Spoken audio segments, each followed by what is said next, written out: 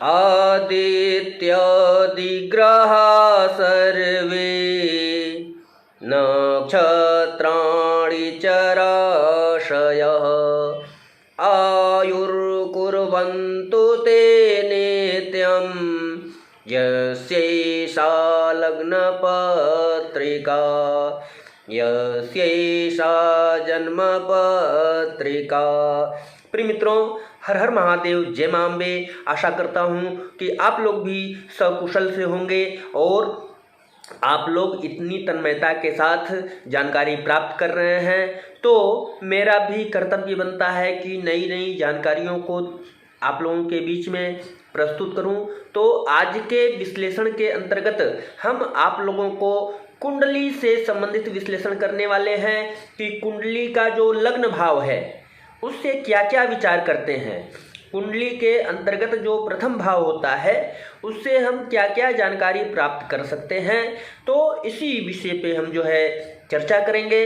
इससे पूर्व आप लोग इस वीडियो को पूरी तरह से देखेंगे, तब जो है आप लोगों को सारी बातें समझ में आएंगी। अब भारतीय ज्योतिष शास्त्र के अंतर्गत जो वर्णन किया गया है हमारे ऋषि महर्षियों के द्वारा, वह वर्णन क्या है कि जब जातक के जन्म के समय में आकाश में यानी क्षितिज पे पूर्व की तरफ जो राशि उदित होती है वही राशि लग्न बन जाती है, उसको प्रथम भाव में अंकित किया जाता है।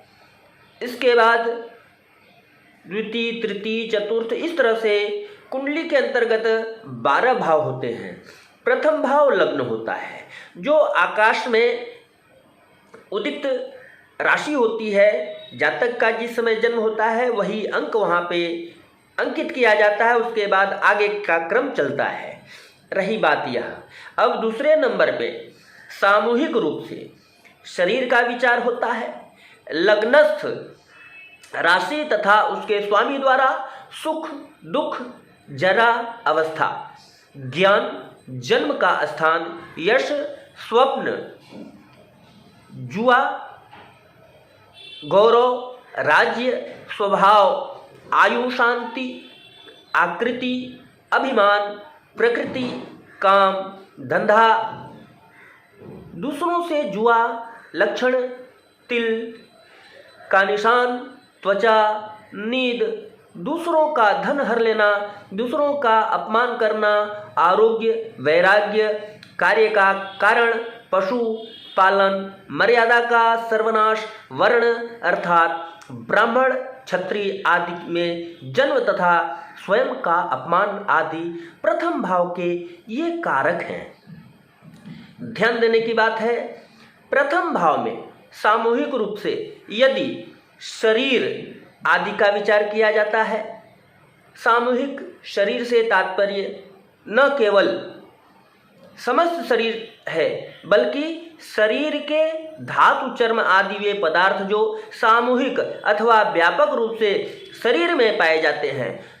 उदाहरण के लिए समझने की बात है, समझना चाहिए, जब किसी व्यक्ति का सिंह लग्न हो तो उसका स्वामी सूर्य हुआ। यद्यपि आँख, हृदय, हड्डी उसका प्रतिनिधित्व है, लेकिन जब हम सामूहिक शरीर का विश्लेषण करेंगे तो लग्नेश सूर्य को आँख तथा दिल की अपेक्षा हड्डी का प्रतिनिधि मानेंगे, क्योंकि वह आँख तथा हृदय की अपेक्षा शरीर में अधिक व्यापक होता है। यह भारतीय ज्योतिष संग्रह चैनल के माध्यम से आप लोगों को जो जानकारियां दी जा रही हैं, तो इसे आप अपने जीवन में अपना करके लाभान्वित हो सकते हैं। इसी प्रकार से कर्क लग्न का स्वामी होता है।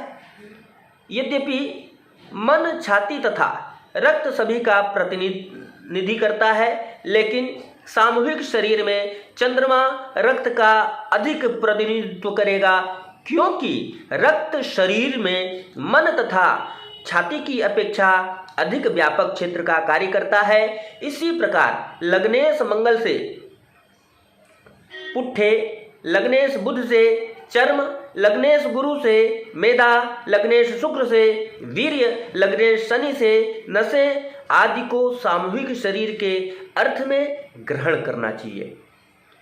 त्वचा का संबंध प्रथम भाव अर्थात लग्न से है।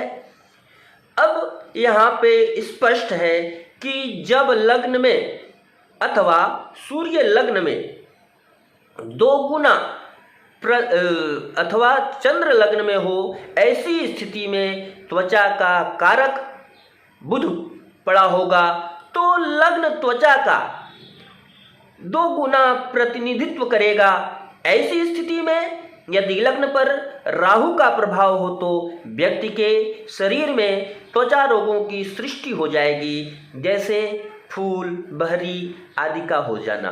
लग्न तथा दशम भाव दोनों से मनुष्य की कीर्ति अथवा यश का विचार किया जाता है। यश में नाम की प्रसिद्धि आवश्यक है, अतः प्रसिद्ध नाम का विचार भी प्रथम भाव से ही करने का प्राविधान है हमारे भारतीय ज्योतिष शास्त्र के अंतर्गत।